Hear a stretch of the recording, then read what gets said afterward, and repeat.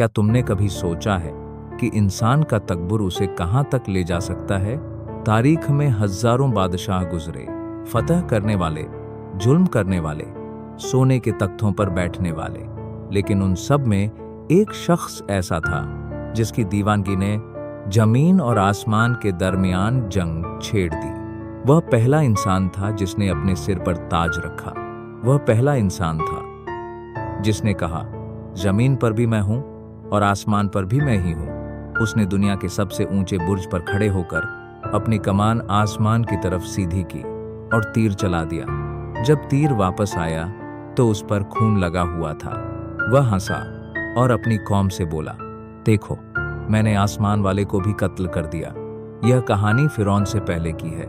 यह कहानी है बाबिल के उस जब्बार की, जिसका नाम आज भी इबरत की मिसाल है। यह कहानी है नमरूद की। नूह अलैहिस्सलाम के तूफान के बाद जब जमीन दोबारा आबाद हुई तो बाबिल दुनिया का पहला मरकज बना। अल्लाह ने उस कौम को बेपनाह ताकत दी थी, मजबूत जिस्म, तेज जहन और बादलों से बातें करती इमारतें। इस सल्तनत का मालिक था नमरूद बिन कनान। वह दुनिया के 4 सबसे बड़े बादशाहों में शुमार किया जाता है। 2 मोमिन, 2 काफिर, और नमरूद उन काफिरों में से था जिसने मशरिक से मगरिब तक हुकूमत की। उसकी हैबत का आलम यह था कि परिंदे भी उसके महल के ऊपर इजाजत के बगैर नहीं उड़ते थे। उसके अनाज के गोदाम भरे रहते। लोग दूर दूर से सिर्फ एक वजह से आते, खाना मांगने। यहीं से शैतान ने वार किया। उसके दिल में वसवसा डाला, जो रिज़्क देता है वही खुदा है। और फिर नमरूद ने ऐलान कर दिया, मेरे सिवा तुम्हारा कोई रब नहीं, सिर्फ मेरी इबादत करो।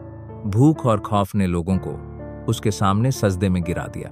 बाबिल की गलियों में नमरूद के बुत खड़े हो गए। हर तरफ शिर्क का अंधेरा छा गया।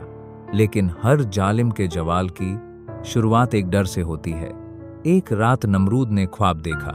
आसमान से एक सितारा उतरा जिसकी रोशनी ने सूरज और चांद दोनों को बेनूर कर दिया। नजूमी बुलाए गए। उन्होंने कांपते हुए कहा, ऐ बादशाह, तेरी कौम में एक बच्चा पैदा होने वाला है जो तेरे मजहब को तबाह कर देगा और तेरी बादशाहत का खात्मा बनेगा। गुस्से में पागल होकर नमरूद ने वही किया जो सदियों बाद फिरौन ने किया। हर नवजात लड़के को कत्ल करने का हुक्म। हजारों मासूम मारे गए। माओं की गोदें उजड़ गईं। लेकिन नमरूद भूल गया था, जिसे अल्लाह बचाना चाहे उसे पूरी दुनिया की फौजें भी मिटा नहीं सकती। उसी साल उसी शहर में आजर के घर एक बच्चा पैदा हुआ। मां ने उसे डर से शहर से बाहर एक गहार में छुपा दिया। यह बच्चा कोई आम इंसान नहीं था। यह वह था जिससे आग भी डरती है। यह वह था जिसे खलीलुल्लाह कहा गया, इब्राहिम अलैहिस्सलाम। जब इब्राहिम अलैहिस्सलाम जवान हुए तो अपनी कौम के पास लौटे। उन्होंने देखा लोग पत्थरों के बुतों को और खुद नमरूद को पूज रहे हैं। उन्होंने सवाल किया, तुम उन्हें क्यों पूजते हो जो ना सुन सकते हैं, ना देख सकते हैं? बात दरबार तक पहुंची। इतिहास का सबसे बड़ा मुनाजरा हुआ।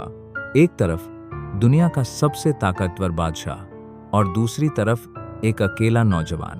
नमरूद बोला, अगर मैं खुदा नहीं तो तेरा रब कौन है? इब्राहिम अलैहिस्सलाम ने सुकून से कहा, मेरा रब वह है जो जिंदगी देता है और मौत देता है। नमरूद ने 2 कैदी बुलाए। एक को छोड़ दिया, एक को कत्ल करवा दिया। देखा, मैं जिंदगी भी देता हूं और मौत भी। इब्राहिम अलैहिस्सलाम ने कहा, मेरा अल्लाह सूरज को मशरिक से निकालता है। अगर तू खुदा है तो इसे मगरिब से निकाल दे। दरबार में सन्नाटा छा गया। कुरान कहता है, तो वह काफिर हक्का बक्का रह गया। गुस्से में नमरूद ने इब्राहिम अलैहिस्सलाम को आग में डाल दिया। लेकिन अल्लाह ने आग से कहा, ठंडी और सलामती वाली हो जा। जब आग भी नाकाम हुई तो नमरूद ने अल्लाह से जंग का ऐलान कर दिया। मैदान सजाया गया, फौजें उतरी। नमरूद आसमान की तरफ देख रहा था। तभी उफकर पर एक काला बादल नजर आया। लेकिन वह बादल नहीं था, वह मच्छरों का लश्कर था। अल्लाह ने किसी फरिश्ते को नहीं भेजा, किसी तूफान को नहीं भेजा। अल्लाह ने अपनी सबसे कमजोर मखलूक भेजी।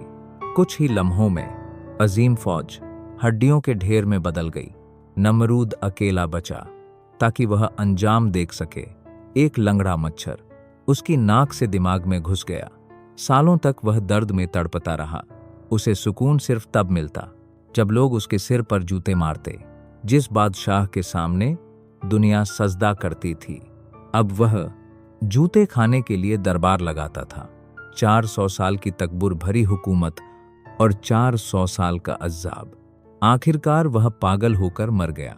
नमरूद चला गया, उसकी सल्तनत मिट्टी में मिल गई, लेकिन उसका कस्सा जिंदा है। इबरत के लिए, यह बताने के लिए कि ताकत सिर्फ अल्लाह की है, इज्जत सिर्फ अल्लाह की है और बादशाहत सिर्फ अल्लाह की है।